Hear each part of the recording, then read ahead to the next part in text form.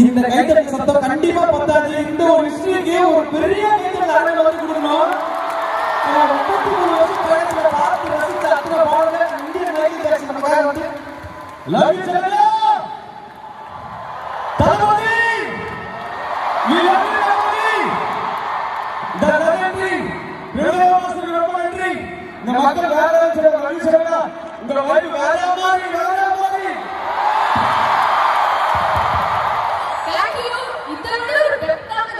தளபதி வந்து பேசுறதுக்கு முன்னாடி கொடுக்கவே முடியாது. பிரபுயாவா சொல்லல ஏன்னா சொல்லாதீங்க பண்ணிட்டு போயிடும். இது எங்களோட மரியாதைக்காக லவ்வுக்காக பண்ற ஒரு விஷயம் அப்படின்னு சொன்னாங்க.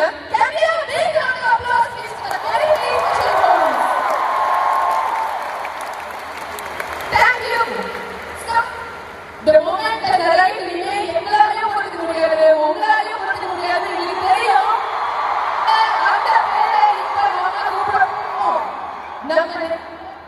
நம்ம பேர், நம்ம நாயகனோட ஒரு பேர், நம்ம தலைவரோட ஒரு பேர், அந்த பேர் வரலாறு. அந்த வரலாறு படைக்க இவர் வரப்போறாரு. ஒரு மிகப்பெரிய கைத்தறலோட நம்ம நெஞ்சில் குடியிருக்கும் இதே தளபதி.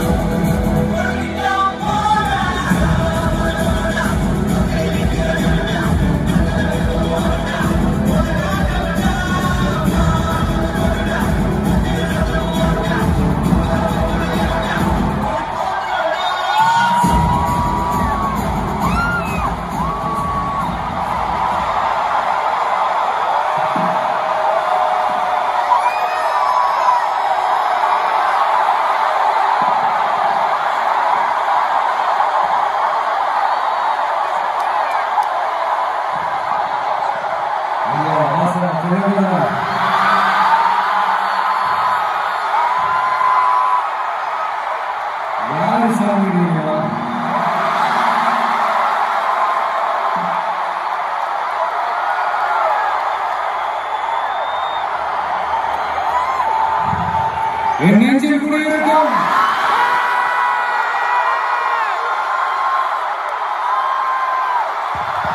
மலேசியா மக்கள், மலேசியா தமிழர்கள், உங்கள் அனைவருக்கும் என்னுடைய வணக்கம்.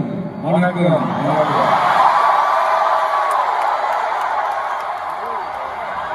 எல்லாரும் எப்படி இருக்கீங்க?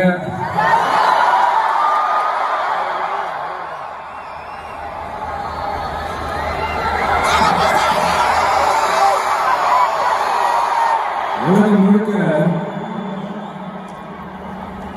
கிட்டத்தட்ட ஒரு 150 நாடுகளுக்கு மேல நம்ம தமிழர்கள் வாழ்றாங்க. அதில் குறிப்பா சொல்லணும்னா இலங்கைக்கு அடுத்தபடியா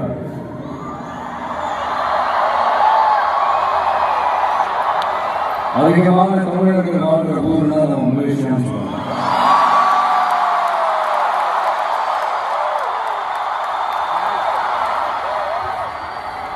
நம்ம தமிழர்கள் தான் உலகத்தில் எந்த நாட்டுக்கு போனாலும் அவங்க சொந்த நாடுகளை நினைச்சு உழைக்க ஆரம்பிச்சிருவாங்க.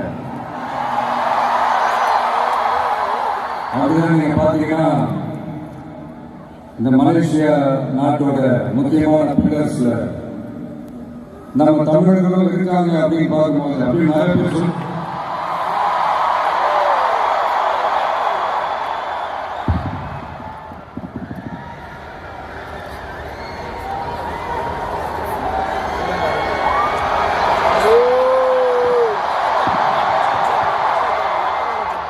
அப்படின்னு நிறைய பேர் சொல்லி கேள்விப்படும்போது உண்மையில ரொம்ப சந்தோஷமா இருக்காங்க. இங்க இருக்கிற முருகன் கோயிலுக்கு மலையக்காரங்க காவல் எடுத்துட்டு போறாங்க.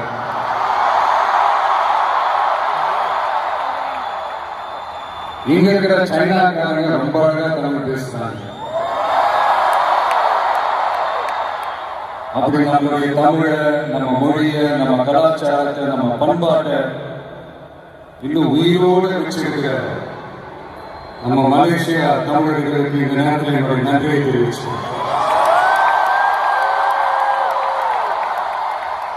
அது மட்டும் இல்ல, இத்தனை வருஷமா நீங்க தமிழ் சினிமாவுக்கு கொடுத்திருக்கிற அந்த ஆதரவு கொஞ்சம் நெஞ்ச ஆதரவு இல்லைங்க, மிகப்பெரிய ஆதரவு. இந்த ஓவர்சீஸ் பிசினஸ்ல எல்லாம் நிறைய நாடுகள் இருக்கு. அதுல ரொம்ப முக்கியமான மார்க்கெட் இந்த மலேசியா மார்க்கெட்னு சொல்லுவாங்க.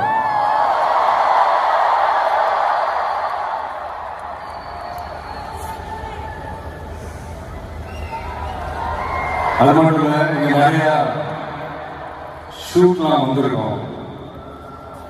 சில படங்களுடைய பேரை கேட்டாலே மலேசியா ஞாபகம். அப்படி நம்ம நண்பர் அஜித் நடிச்ச பில்லான்னு சொல்றாங்க.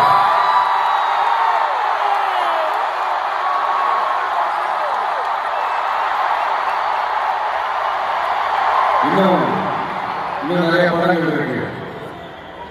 என் படங்கள்ல காவலன், குருவிலாம் இங்க ஷூட் பண்றப்போ ரொம்பவே சப்போர்ட்டிவா இருந்திருக்கீங்க. யாரும் ஒரு யாவரும் கேட்கிறாங்க நீங்க தாங்க. அப்படிப்பட்ட இந்த மலேசியாவில் இந்த ஜனநாயக படத்தினுடைய சொல்லாமா வேணாமான்னு தெரியல, என்னோட கடைசி படமான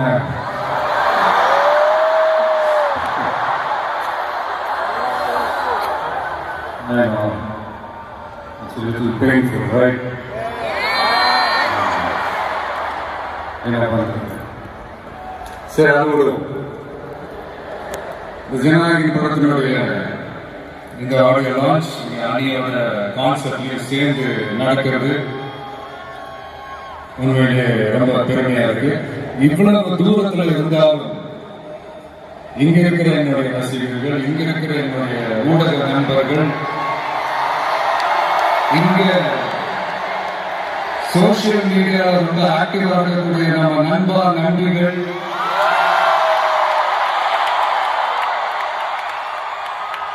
பிளஸ் இந்த மலேசியா கவர்மெண்ட்டுக்கும் இந்த நேரத்தில் என்னுடைய நன்றியை தெரிவிச்சு,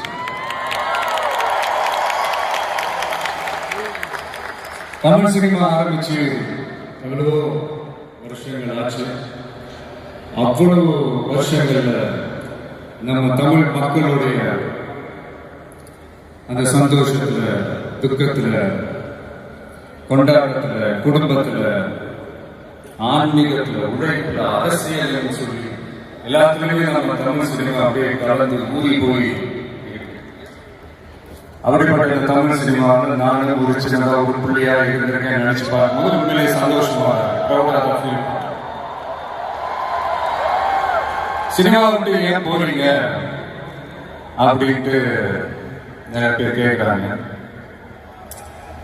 சினிமான்றது ஒரு மிகப்பெரிய ஒரு கடல்.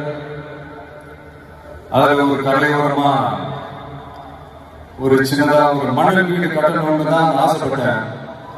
பட் அதே ஒரு மாளிகையா மாற்றி தந்தது நீங்களா இருந்தாங்க, என் ரசிகர்களாக நீங்களா இருந்தாங்க. அது மட்டும் இல்ல, நான் சினிமாவுக்கு வரும்போது இது எல்லாருக்குமே தெரிஞ்ச விஷயம், பழைய தான். நான் ஃபேஸ் பண்ணாத விமர்சனங்கள் இல்லை, நான் ஃபேஸ் பண்ணாத அவமானங்கள் இல்லை, இந்த மாதிரி நிறைய காரியங்கள் அதெல்லாம் தாண்டி தான் வந்திருக்கிறோம். அந்த மாதிரி நேரத்துலலாம் டே ஒன்ல இருந்து என் கூடவே நின்னது என்னோட ரசிகர்கள்.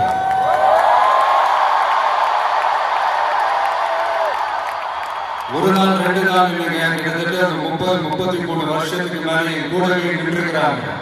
அதனாலதான் நான் என்ன டிசைட் பண்ணேன்னா, அடுத்த 30-33 வருஷத்துக்கு அவங்களோட நான் நிக்கிறேன்னு முடிவு பண்ணிட்டேன்.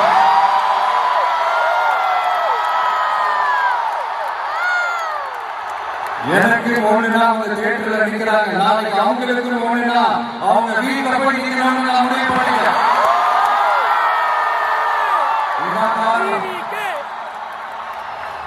எனக்காக எல்லாத்தையும் விட்டு கொடுத்த என்னுடைய ரசிகர்களுக்காக நான் சினிமாவை விட்டு கொடுக்கிறேன். இந்த விஜய் சும்மா நன்றின்னு சொல்லிட்டு போறவன் கிடையாது, நன்றி கடனை தீர்த்துட்டு தான் போவான்.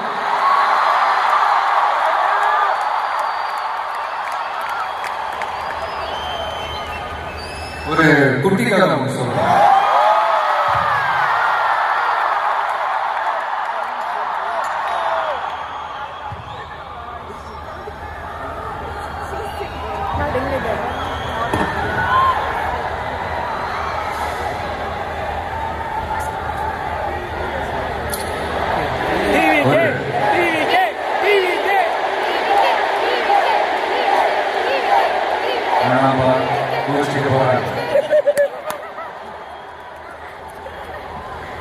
ஒரு குட்டி கதை மாதிரி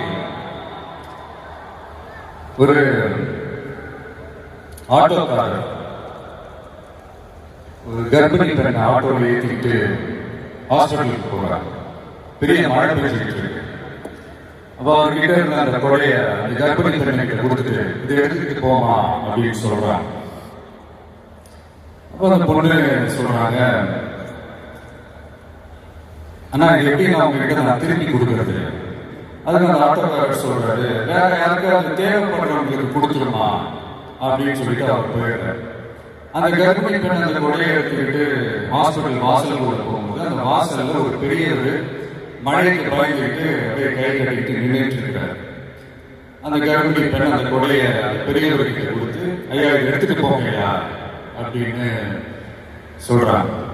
அதுக்கு அந்த பெரியவர் இதே மாதிரி கேட்கிறாரு, அம்மா நீங்க யாருன்னு எனக்கு தெரியாது, எப்படிமா இந்த கொடையை நான் திருப்பி உங்ககிட்ட கொடுக்கறது? அதுக்கு அந்த பொண்ணு சிரிச்சுக்கிட்டே சொல்றாங்க, வேற யாருக்காவது தேவைப்படுறவங்களுக்கு கொடுத்துருக்கீங்களா அப்படின்னு சொல்லிட்டு போயிடுறாங்க. உடனே அந்த பெரியவர் கொடையை எடுத்துக்கிட்டு பஸ் ஸ்டாப் வர்றாரு. பஸ் வந்து ஏறி போகும்போது அங்க பாக்குறாங்க ஒரு பூக்காரமா பூவை வச்சுக்கிட்டு ஒரு அட்டையை மழைக்காக பிடிச்சிக்கிட்டு உட்கார்ந்துட்டு இருக்கிறாங்க. பெரியவர் போய் அந்த கொடையை அந்த பூக்காரம்மா கிட்ட கொடுத்துட்டு அவர் பஸ் ஏறி போயிடுறாரு. பூக்காரம்மா அந்த கொடையை எடுத்துக்கிட்டு வீட்டுக்கிட்ட வரும்போது அங்க ஒரு ஸ்கூல் படிக்கிற பொண்ணு பேக் எல்லாம் மாட்டிக்கிட்டு மழையில ஓடி வர்றாங்க. அவங்க போய் அந்த ஸ்கூல் பொண்ணு கிட்ட கொடையை கொடுத்துட்டு மழையில நனையாதமா இதை எடுத்துக்கிட்டு போங்க அப்படின்னு சொல்றாங்க. அந்த பொண்ணு தேங்க்ஸ் அப்படின்னு சொல்லிட்டு வீட்டுக்கிட்ட வரும்போது அந்த பொண்ணோட அப்பா பதட்டத்தோட வாசல்ல நின்றுட்டு இருக்கிறாரு. பொண்ணு மழையில நினைச்சிட்டு வரணுமே அப்படின்ட்டு. அந்த அப்பா வேற யாரும் இல்ல, அந்த ஆட்டோக்காரர்.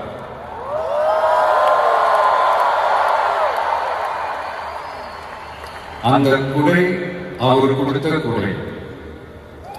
So the moral of the story is,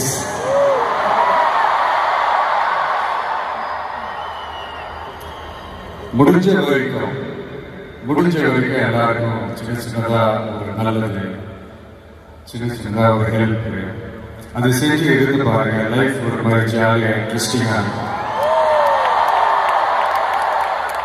ஒரு ஃபேமஸ் சேயிங் ஒன்று இருக்கு, வெள்ளத்துல தவிக்கிற ஒருத்தருக்கு நீங்க படகு கொடுத்தீங்கன்னா பாலைவனத்துல நீங்க தவிக்கிறப்போ ஒட்டகமா வந்து நிற்கும். இப்ப யாராவது உங்களுக்கு ஏதாவது கெடுதல் செஞ்சுட்டாங்கன்னு அதை நீங்க பழி வாங்கிட்டீங்கன்னு அந்த நாள் முழுக்க நீங்க சம மகிழ்ச்சியா இருப்பீங்க. எப்படி பார்த்தால எப்படி பழி வாங்கின, ஆனா அதே மனுஷனை மன்னிச்சு விட்டு பாருங்க, வாழ்நாள் முழுக்க நிம்மதியா. அதனால யாரையும் கஷ்டப்படுத்துறதுக்கோ யாரையும் அவமானப்படுத்துறதுக்கோ யாரையும் பழி வாங்குறதுக்கோ இல்லைங்க இந்த வாழ்க்கை. நான் முடிஞ்ச வரைக்கும் முன்னாடியே சொன்ன மாதிரி சின்ன சின்னதா ஒரு நல்லது, ஒரு சின்னதா இது செஞ்சு பாருங்களேன். எங்கேயோ ஒரு இடத்துல ஃபியூச்சர்ல உங்களுக்கு இது கை கொடுக்கும் அப்படின்னு நான் நம்புறேன். பிடிச்சிருந்தா எடுத்துக்கங்க, இல்லைன்னா விட்டுருங்க. Free advice. இப்போ இந்த ஈவெண்ட், இந்த ஹீரோ ஆஃப் திஸ் ஈவெண்ட்டுக்கு வருவோம். அனிருத் அவருக்கு நான் ஒரு பேர் வைக்கலாம்னு இருக்கேன். MDS. Anybody? Ramya, can you guess? Vijay, can you guess? MDS.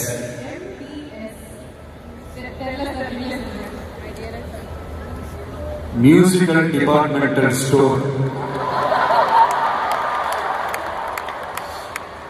அதாவது அந்த ஸ்டோரை தொடர்ந்து நீங்க உள்ள போயிட்டீங்கன்னா அன்லிமிட்டடா என்ன வேணுமோ எவ்வளவு வேணுமோ எல்லாத்தையும் எடுத்துக்கிட்டு ஹாப்பியா வரலாம்.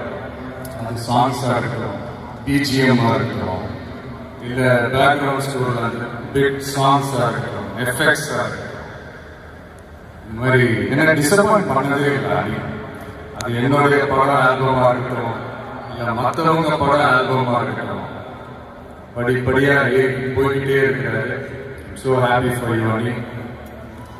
அண்ட் என்னுடைய டைரக்டர் H. வினோத் ஒரு சமூக பொறுப்புள்ள ஒரு இயக்குனர் சொல்லலாம்.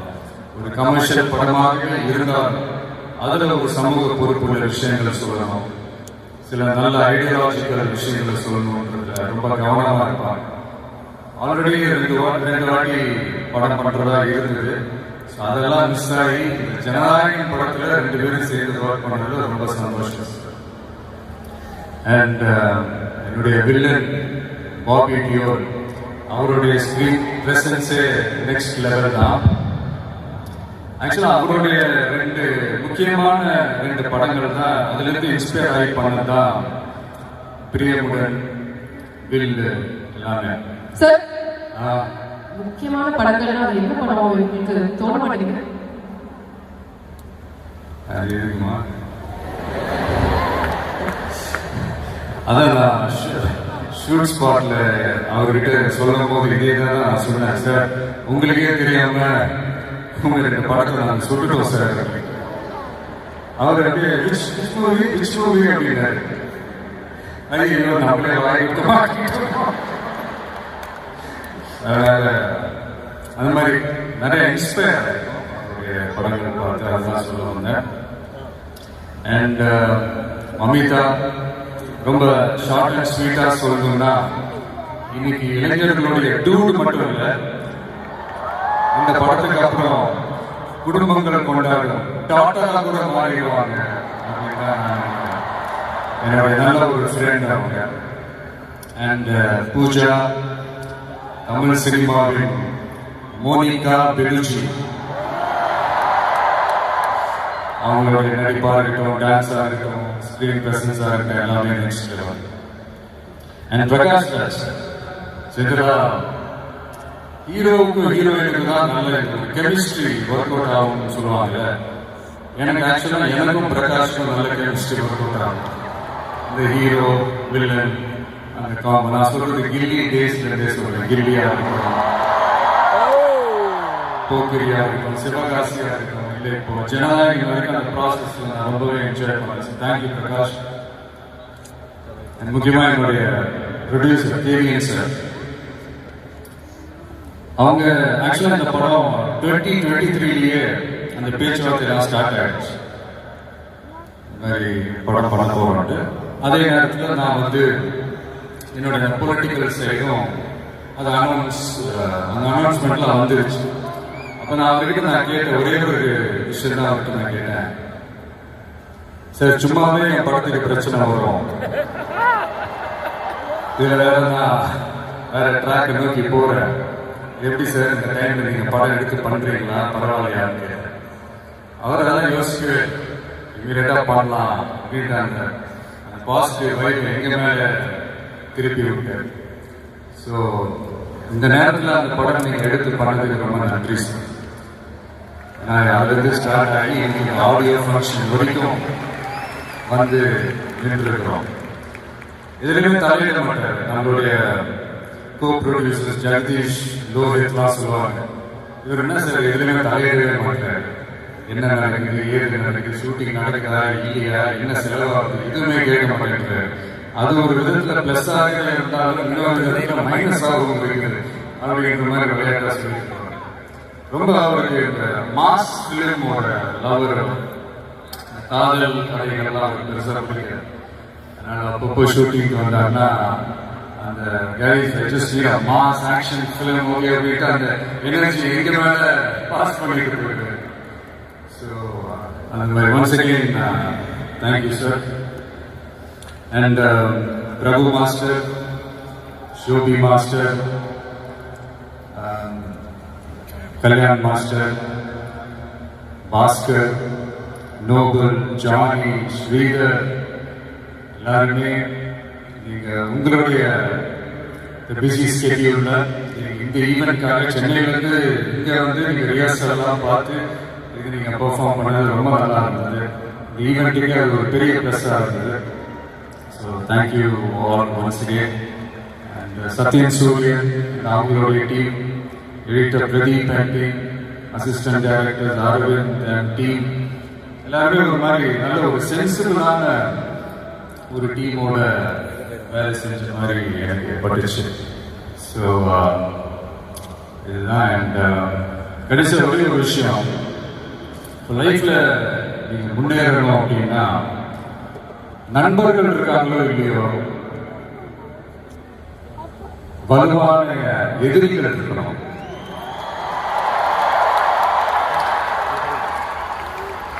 சும்மா வரவங்க போறவங்களாம் எழுதிட்டு இருக்க முடியாது இல்லையா? வலுவா இருக்கிறவங்க தான் எதிர்க்க முடியும். அப்பதான் நாம ஜெயிக்கிற அளவுக்கு வலிமையா இருக்கோம்னு அர்த்தம். இப்ப ரீசெண்டா நம்மளை பத்தி ஒரு பேச்சு ஒன்று ஓடிட்டு இருக்கு. விஜய் தனியா வருவாரா அணியா வருவாரா? நாம இப்ப தனியா இருந்திருக்கிறோம். 33 வருஷமா உங்களோட தான் இருக்கிறோம், மக்களோட தான் இருக்கிறோம். அப்ப அது மிகப்பெரிய ஒரு அணி தானே. அதை எப்படி தனின்னு சொல்ல முடியும்? இப்ப கூட பாருங்க, தனியா அணியா விளக்கமா சொல்ல மாட்டேங்கிறாருன்னு எனக்கு தோணும். சஸ்பென்ஷன் ஒரு இருந்தாலே எனக்கு இருக்கும். அதெல்லாம் கைத்தட்டுக்காக நான் சொல்லல, மனசுல இருந்து பேசுறேன், மக்களுக்காக பேசுறேன்.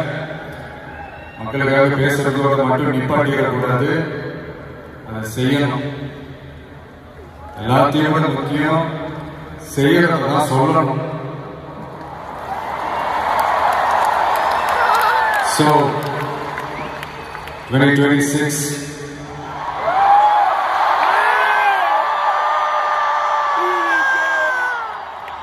history repeats itself.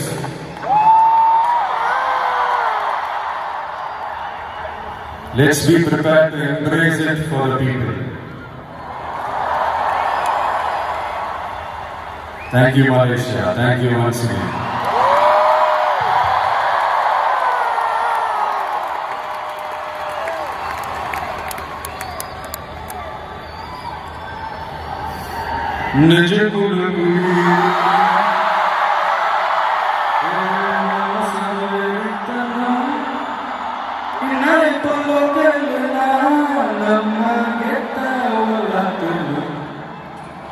ஆமா அழகா இருப்போம், கருப்பா கலையா இருப்போம், ஒன்னா உசுரா இருப்போம்.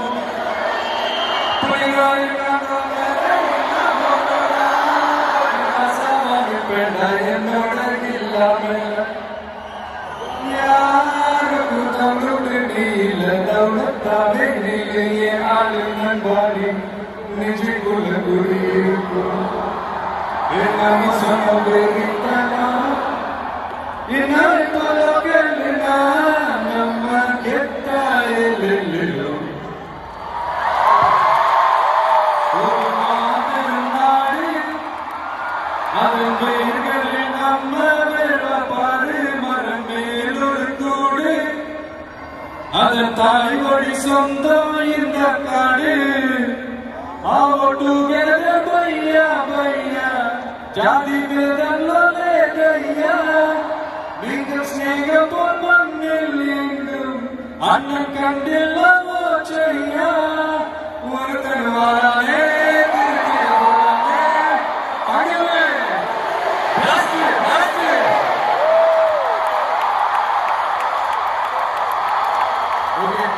உங்களுக்காக Bora கச்சேரியா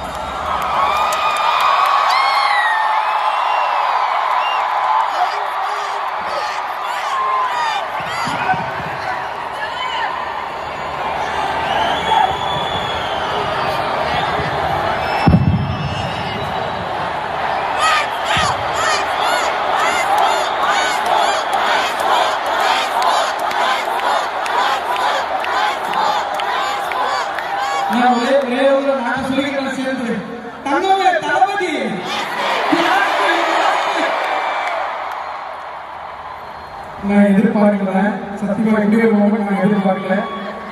love you so much sir. நம்ம நம்பி நம்ம யாருமே எதிர்பார்க்க கூட தெரியாம நம்ம சத்தம் தான் எனக்கு பதில. நீங்க எதிர்பார்க்கீங்களா?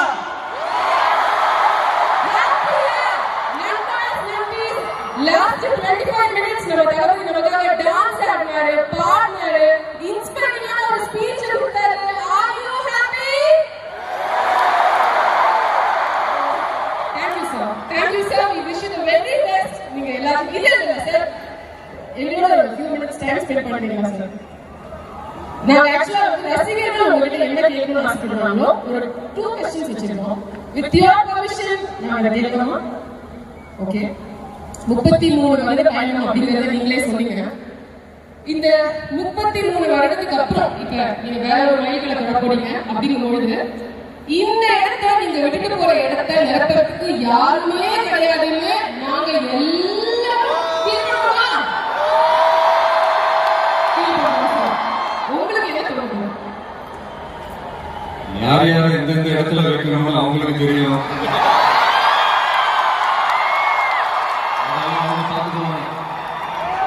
அண்ணா ஒரே ஒரு கேள்வியில ஃபர்ஸ்ட்லா நீங்க கொஞ்சம் கம்மியா பேசுவீங்க அப்படின்ற மாதிரி பார்த்துருக்கோம். ஆனா இப்போ பேச்சுல இருக்கிற வீரமும் ஆர்வமும் ஆளுமையும் ரொம்ப பவர்ஃபுல்லா இருக்குங்க. அந்த வெறித்தனத்துக்கு அந்த டிரான்ஸ்ஃபர்மேஷனுக்கு என்னென்ன காரணம்? தப்புதான்.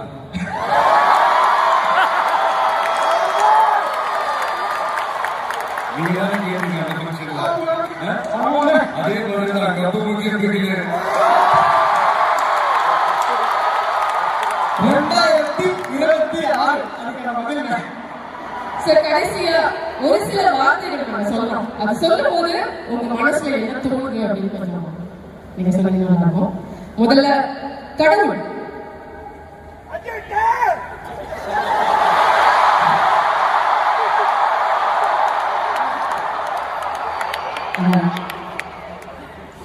நெக்ஸ்ட் அம்மா. கடவுள். Super super. அடுத்தது சார் துரோகம். ரமணா படத்தில் ஒரு டயலாக் ஒன்று, தமிழ் எனக்கு பிடிக்காத ஒரே வார்த்தை துரோகம். நெக்ஸ்ட் ஆள போறான் தமிழ.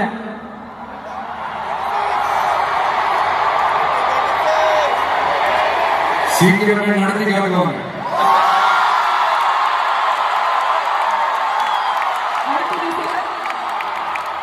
பற்ற வைத்த நெருப்பொன்று. நீ பற்ற வைத்த நெருப்பொன்று. ஒரு ஒளி ஒன்று பிறக்கும், அந்த ஒளி நம்மை வழி நடத்தும்.